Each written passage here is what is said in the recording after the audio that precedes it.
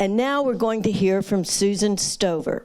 Susan is a licensed consulting geologist, retired from the Kansas Geological Survey, and previously the Kansas Water Office. Her career focused on water policy, water resource management, energy issues, and environmental, thank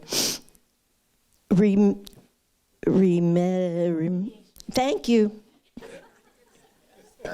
Remediation. What's that got to do with water? Anyway, Stover is a fellow, and I thought I was reading it wrong. Stover is a fellow and counselor with the Geological Society of America, an international professional society. Her early years were spent in, that's okay, no problem, pathology and archaeology, and she views her life and death in this longer context. Let's hear from Susan Stover.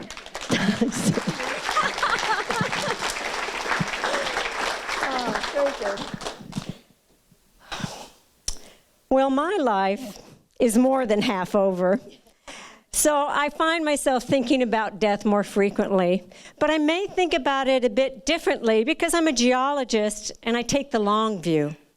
Now, geology is a record of everything that has been, as recorded in the rocks. It's deep time. As my colleague said, it isn't that life is so short, it's that we're dead for so long. I first realized that this whole death thing applied to me personally when I was 6 years old. I was camping with my family. We were sitting around the campfire, and my dad told a ghost story.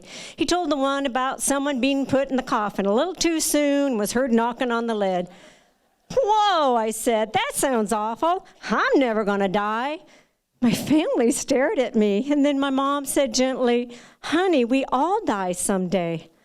Oh, this was horrible news. I mean, it was the worst I could imagine. I was so upset. I went into our tent and I cried.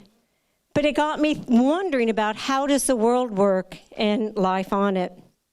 When I was an undergraduate, I had the opportunity to work on what turned out to be one of the world's more amazing fossil assemblages.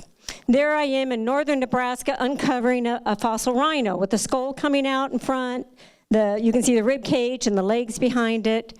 12 million years ago, a herd of rhinos, along with some camels and horses and other animals, were buried in by volcanic ash in an old oxbow lake. It was just so exciting to uncover this assemblage of animals that people had never seen before. It was a point in time that was preserved. There's a drawing of what it probably looked like. Now, 12 million years, that sounds like a long time ago, and it is, but life goes back billions of years. The age of the earth is 4.5 billion years old, and evidence for life on earth goes back at least 3.8 billion years old. If we were to represent geologic time as a calendar, with Earth forming on day one, the famous fossils, dinosaurs, they don't even show up until mid-December. Flowers a week later, and we humans, we are new to the party. We show up 2 minutes before midnight on New Year's Eve. But past life is not just history. It's made today possible.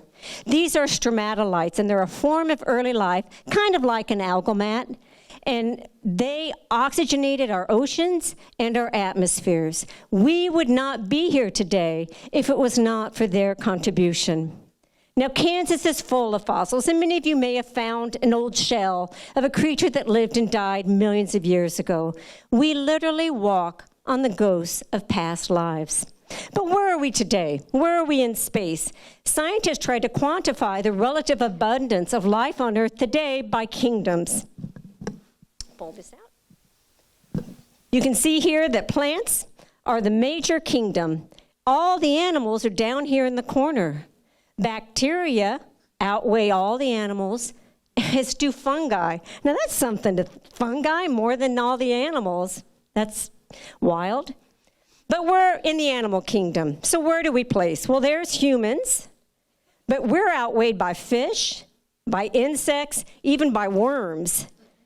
Humans, we literally are punching above our weight class as far as our impact on Earth. The variety of life alive today is tremendous, and just one example is longevity. Where the mayfly and the dragonfly measure their life in mere weeks, the bristlecone pine can live up to 5,000 years. But everything that's ever lived dies. Yet death is not the end of it. That death contributes to future life. Here is a baleen whale that's being feasted on by octopus. It's estimated that a whale carcass can feed its community for decades to come. And in that same way, everything that has lived contributes to its community and to future life. So where does that leave me? There I am with my mom, my 3 daughters, and a couple of their babies. We are just a few wonderful links in what is a long, amazing chain. Now, none of us here is likely to become a fossil, but all of us, we leave our mark in the world through our children, by our actions, and through the stories that we share. Thank you.